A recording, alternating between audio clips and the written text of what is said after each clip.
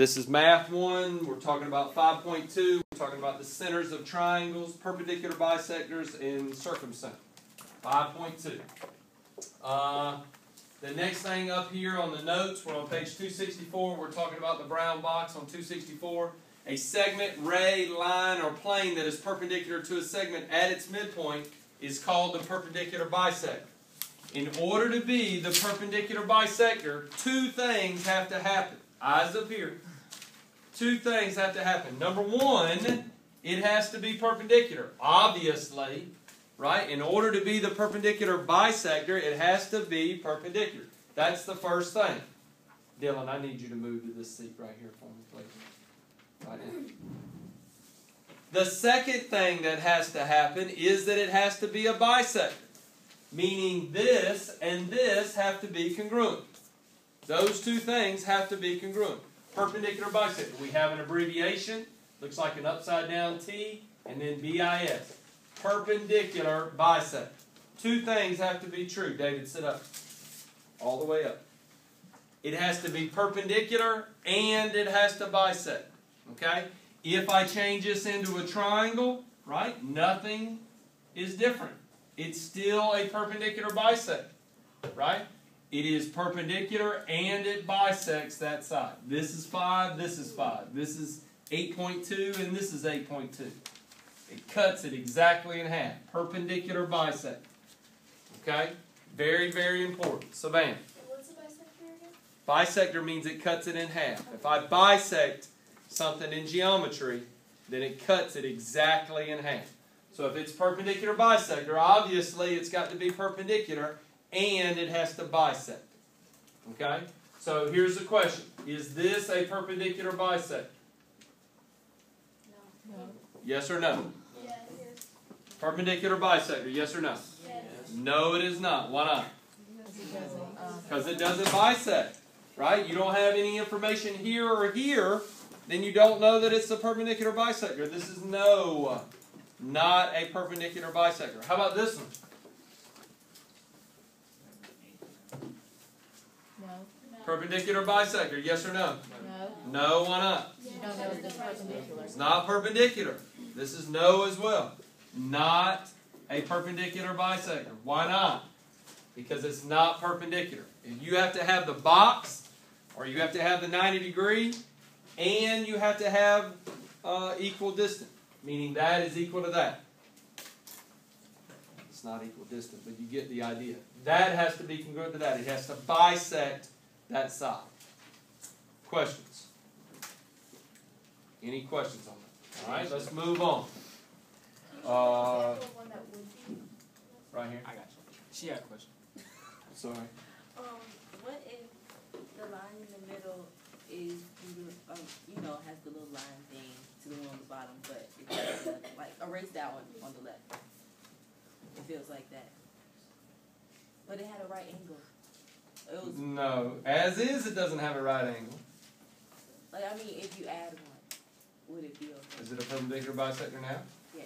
No, why not? Because this is 5 and this is 7. Oh, okay. They have to be the same. If I know that, now I know, now it is 5 and 5. Okay, good question. Savannah, you good? Okay. All right, let's move on. Hunter, read that next one there about equal distance.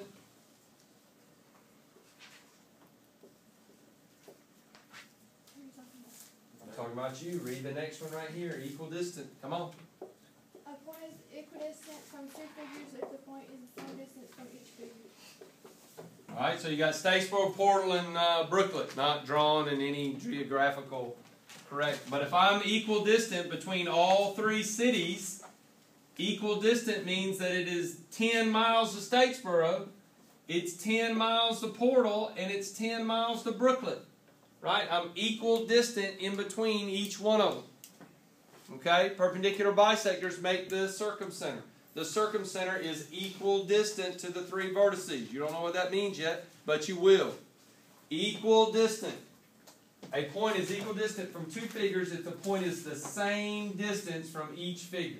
That's what it means to be equal distant. What's the root word of equal distant? Equal. Equal and distant. Right? We Group those two things together. Equidistant. Questions? Any questions on equidistant? All right, moving right along. Chester, read theorem 5.2 for me. In a plane, if a point is on the perpendicular bisector of a segment, then it is equidistant from the endpoints of the segment. All right, this is very important. Theorem 5.2 and 5.3 go together. All right, here's your triangle. Read it again. In a plane, if a point is on the perpendicular bisector. All right, stop right there. So here's the perpendicular bisector. There and there. Now we know that that is the perpendicular bisector. Let's give it some letters. A, B, and C. We now know that C is on the perpendicular bisector.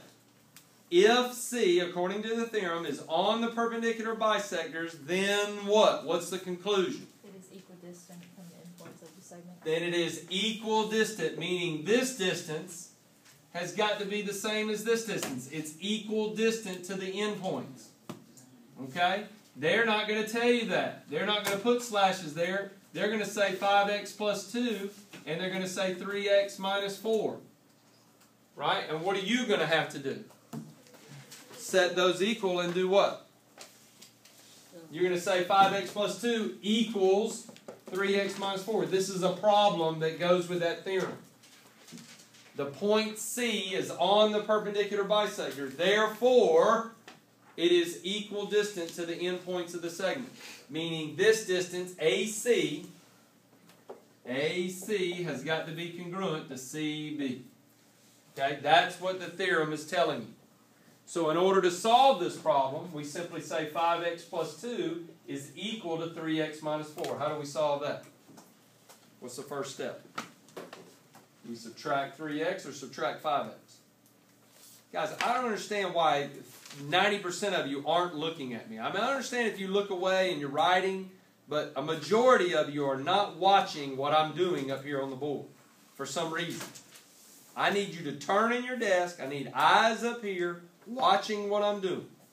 If you're writing something down, then that's fine. But I see too many of you, David, not paying attention. Listen, David, don't. I need you to pay attention to what's going on. Your head needs to be up, not laying on your desk. Okay? Thank you. Eyes up here. How do I solve this equation? Anybody? Subtract 3x.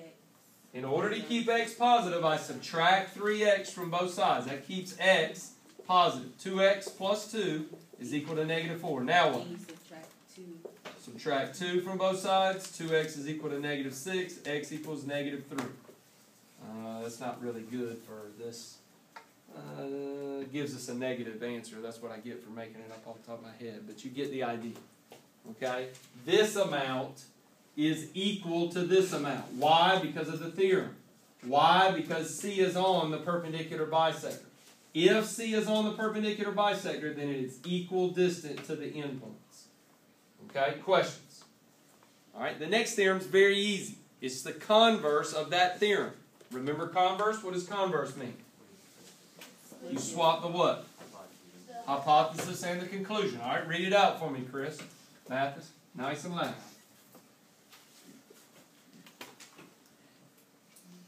Which one? I thought The next one. Which one says converse? Sorry. Okay. In a plane, if a point is equidistant from the endpoints of a segment, then it is on the perpendicular bisector of the segment. If, here's point C again, here's A and B. So this is the converse. This is the opposite of that first one. If C is equidistant, if it is equidistant, meaning this distance here is the same as this distance. If. That's the hypothesis. If that distance is the same as this distance, then what can you conclude? What is your answer? What is the conclusion of that theorem?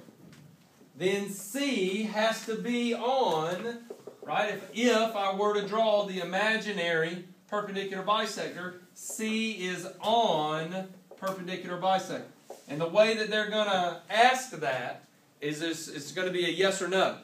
They're going to say, is C on the perpendicular bisector? And all you have to do is say yes or no. Yes it is, or no it's not. Okay? So they're going to give you this drawing. They're going to say C, and they're going to say that and that. And they're going to say, is C on the perpendicular bisector? And what's the answer here? Yes or no? Yes. Is C on the perpendicular bisector? Yes, it is. This would be yes. How about this one? Here's C. No. Is C on the perpendicular bisector now? No, not enough information. We don't know. How about this one?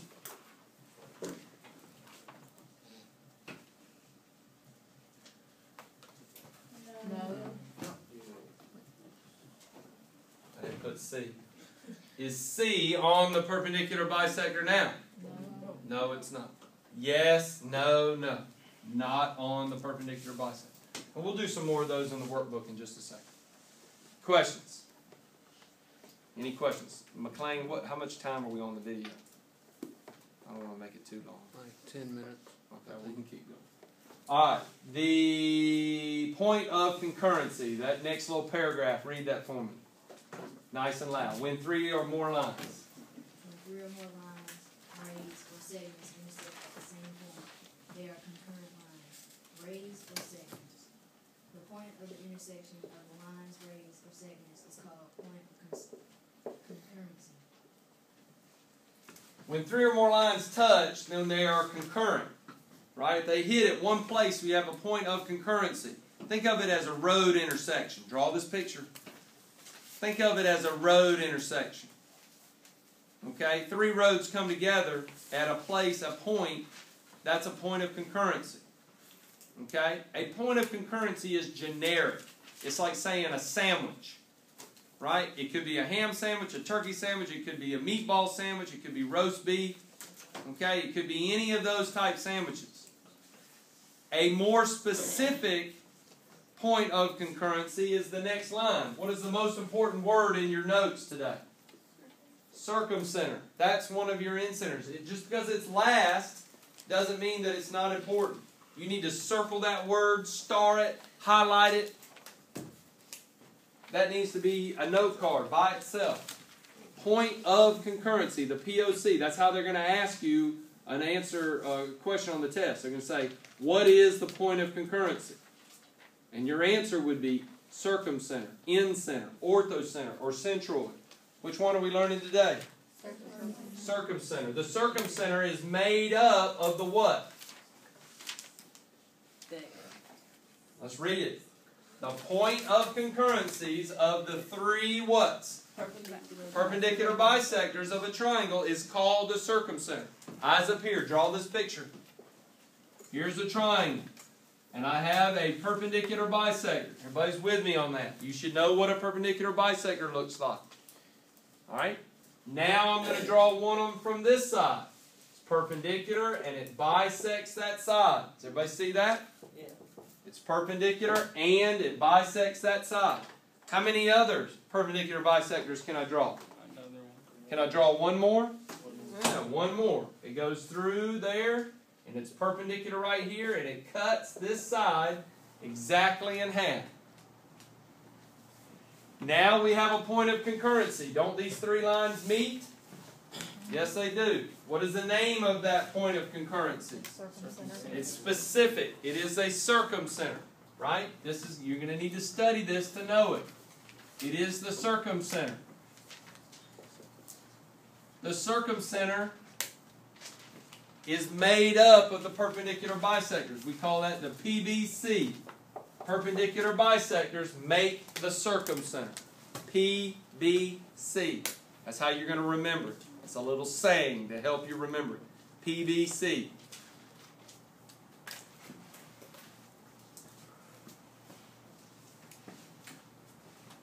What are the special properties of the circumcenter? Does it say right here? Theorem 5.4. The concurrency of the perpendicular bisectors of a triangle. The perpendicular bisectors of a triangle intersect at a point that is what? Equidistant. There's that word again. It's equidistant from the 3 whats? Colin, read that theorem for me. The perpendicular bisectors of a triangle intersect at a point that is equidistant from the vertices of the triangle. Alright, so I'm going to give you some letters, and I want you to be able to accurately talk about this triangle ABC. And we got point P right here. Right? So we got PA, we got PB, we got PC. I'll even put X, Y, and Z here. Right? So we got all kinds of letters there. How can we describe what's going on then? It says that the point of concurrency, P in this case, which is the circumcenter, is equidistant to the 3 vertices. How many vertices do you have? 3 of them. It's equidistant. So can you tell me which distances are congruent? There's a bunch of them up here. Which distances are congruent? A, B, and C. No, we don't know that. AX and XB. AX is congruent to XB. You know that, right? Because it cuts it in half. That wasn't what I was looking for, but that's true. Okay, what else is true? BY is congruent to what? CY or YC, either way. What's the other one? AY. AZ is congruent to what? CZ. CZ. I'm just finishing that out. You started it.